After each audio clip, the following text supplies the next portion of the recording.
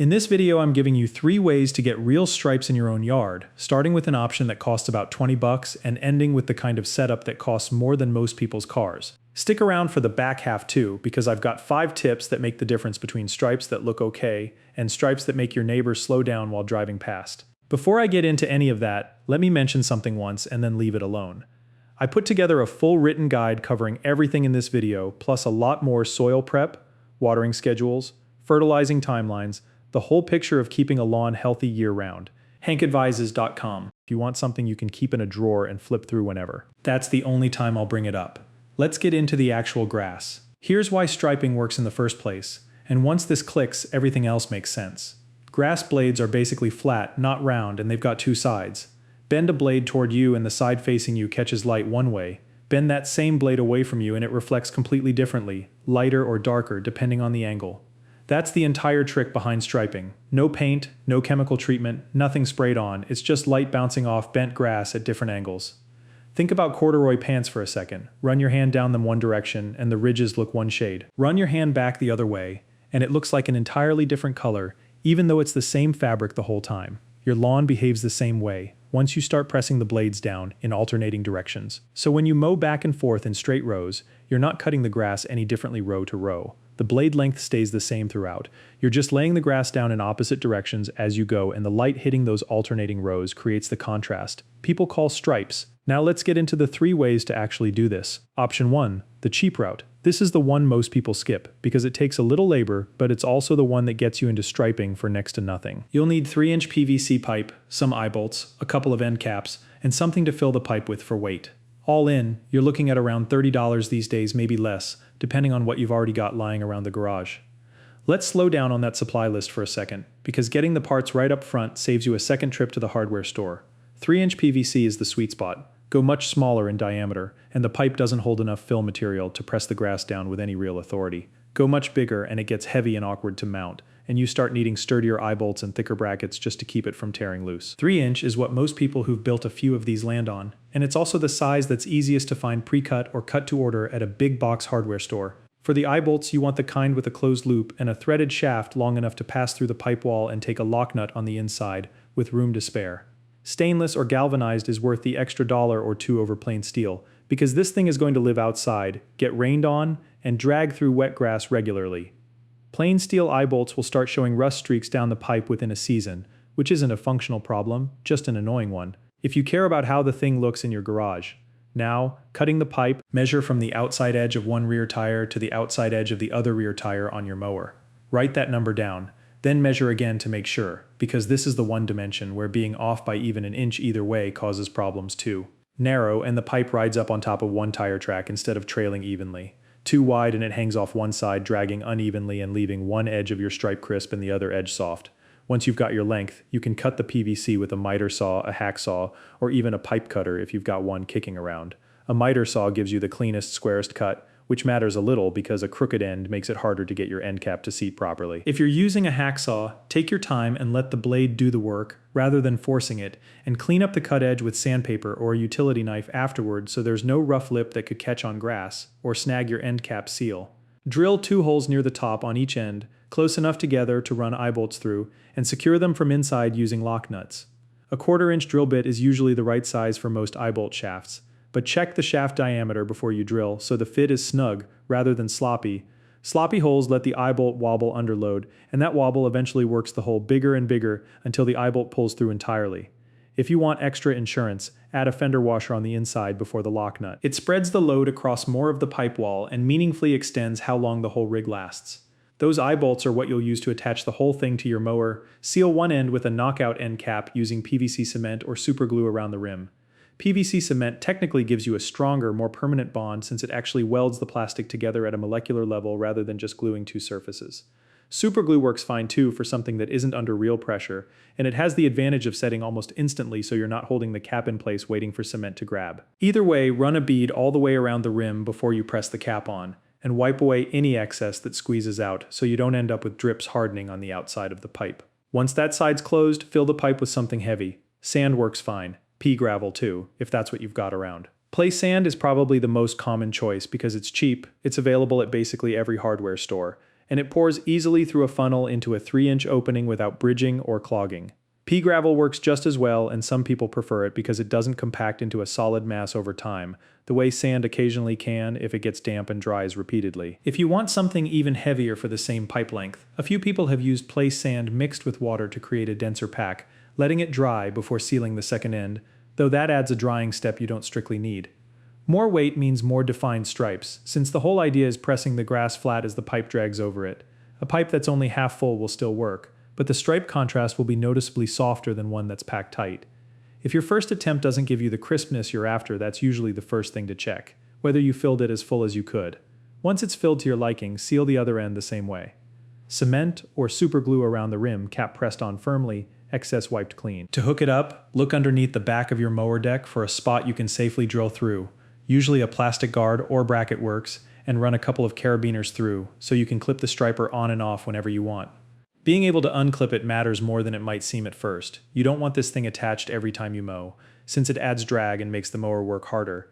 And if you're only striping for a specific event, or just when you feel like it, quick release carabiners let you swap between plain mowing and stripe mowing in seconds, rather than pulling out a wrench every time. When you're picking your drill point on the mower, look for existing plastic that isn't structural. A trim guard, a discharge chute mount.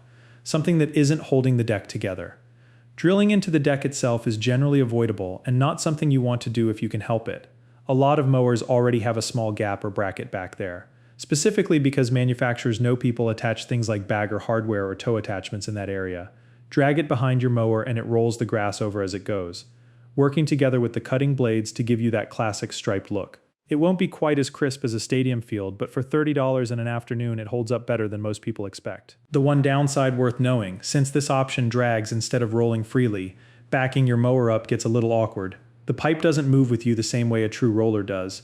If you back up with it still attached, it can dig in, skid sideways, or just drag along stiffly, and none of those things do your stripe any favors right at that spot. Most people who build one of these get in the habit of either unclipping it before backing up at the end of a row, or just planning their mowing path so they're doing full loops instead of a lot of back and forth reversing. Option 2, a commercial roller. If building one isn't your thing, there are ready-made stripers for pretty much any mower you're running. Prices range from about $90 up to $200 depending on brand and how it attaches. Some are built for specific mower companies. An Eagle branded striper, for instance, bolts right onto most Eagle mowers without much adjustment. Other brands make universal versions that clamp onto most push mowers between 20 and 22 inches wide. Gas or battery powered Toro and Greenworks both sell their own versions too, so it really comes down to matching the striper to whatever mower you already own. Fit is really the first thing to sort out before you buy one of these. A universal clamp-on kit is designed to work across a range of deck widths and mounting styles, which is convenient, but it also means the fit is sometimes a little more generic than a striper built specifically for your mower's brand. If your mower maker sells its own version, that's usually going to bolt onto existing mounting points without any drilling or improvising, which is worth the small premium for a lot of people who'd rather not modify their mower at all. These work a bit differently from the homemade version. Instead of dragging, most have an actual roller that spins as you move, filled with either water or sand depending on the model. A water-filled roller is nice because you can drain it for storage or for winter, which keeps it lighter to move around the garage during the off-season, and you can adjust the fill level a bit if you want to experiment with lighter or heavier pressure.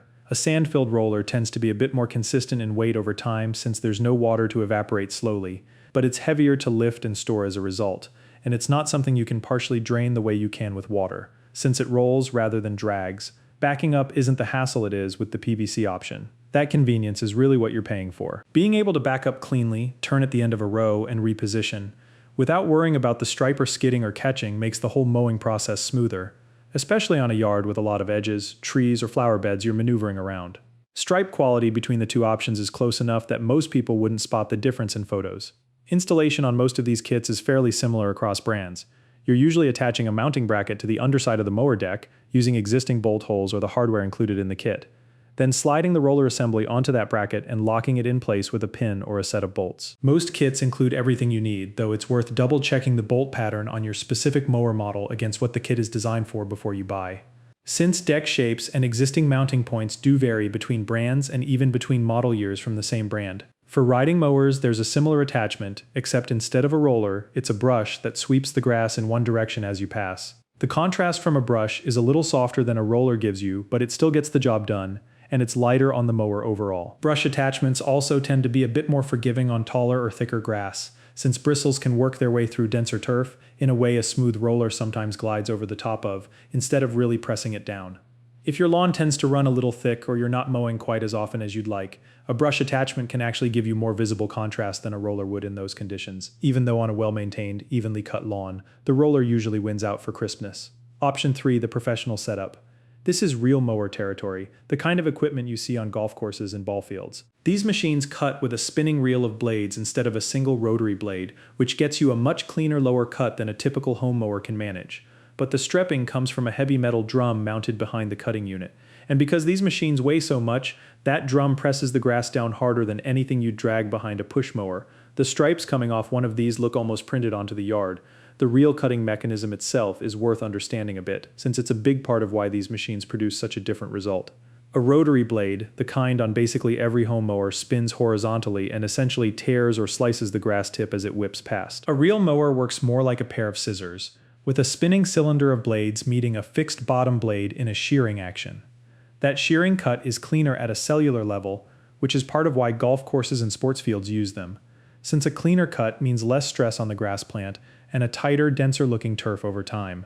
Because the whole unit is heavier, and because the drum is a dedicated, purpose-built roller rather than something bolted on as an afterthought, the pressure it applies to the grass is far more even across the entire width of the cut than anything from option 1 or option 2. That evenness is really what gives you that almost painted look you see on professional fields, since there's no variation in pressure from one end of the pass to the other. These machines are not cheap, and they're not simple to maintain either.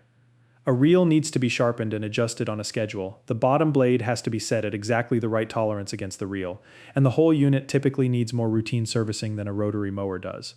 For most homeowners, this level of equipment and upkeep is well beyond what a residential lawn calls for, which is why you mostly see these on courses, fields, and large estate properties that can justify the cost and the maintenance schedule. There are also hybrid versions, rotary mowers with a roller drum mounted where the wheels would normally sit, that get you most of that same look without the price tag of a full reel mower, which can run well into the thousands. These hybrids keep the familiar rotary blade underneath, which most homeowners already know how to maintain and sharpen, but swap the front or rear wheels for a solid roller drum instead. You lose a little bit of maneuverability compared to a mower on wheels, since a roller doesn't turn quite the same way a wheel does, but you gain a big jump in stripe quality over a bolt-on attachment, since the roller is built into the mower's design rather than added afterward.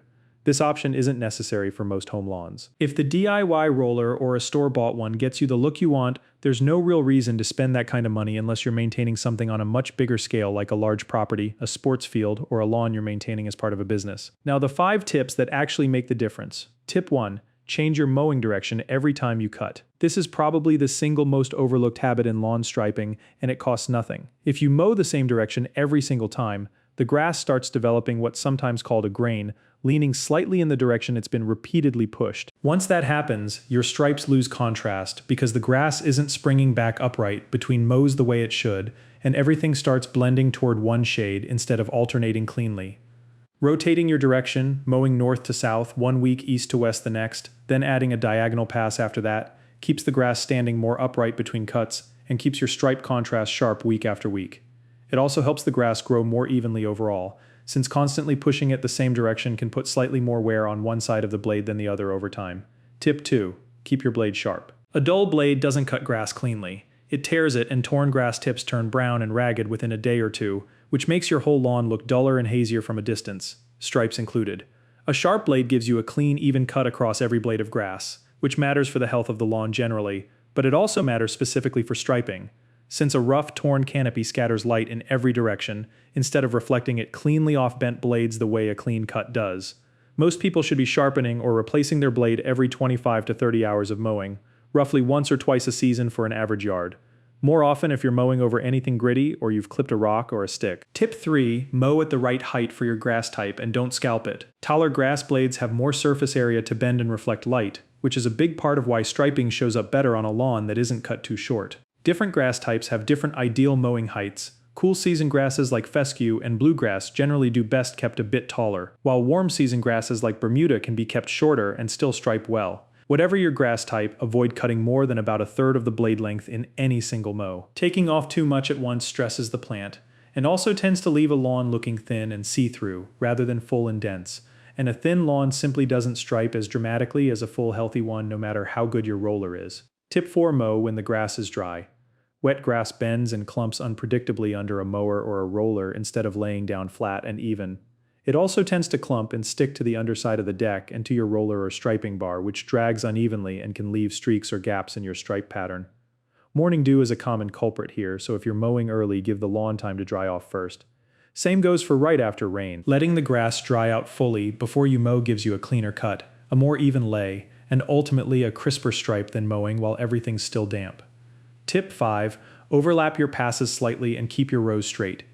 Even a small gap between passes shows up as a thin, uneven line running through your stripe pattern, so overlapping each row by a few inches with the one before it helps make sure you're not leaving any missed strips of grass standing upright in the wrong direction. On the flip side, keeping your rows genuinely straight is just as important. A lot of people find it helps to pick a fixed point at the far end of the yard, a fence post, a tree, the corner of the house, and aim straight at it as they mow, rather than watching the ground directly in front of the mower, which tends to cause a slow drift left or right without you noticing until you're a few rows deep. Some people also find it helpful to mow the first pass along a straight edge, like a driveway or a fence line, and use that first row as a guide for every row after it, keeping the whole pattern locked in and even from edge to edge. Put those 5 habits together with any of the 3 setups we just went through, and you've got everything you need to get real, lasting stripes in your own yard, whether you're working with a $30 pipe you built yourself or something a lot more serious.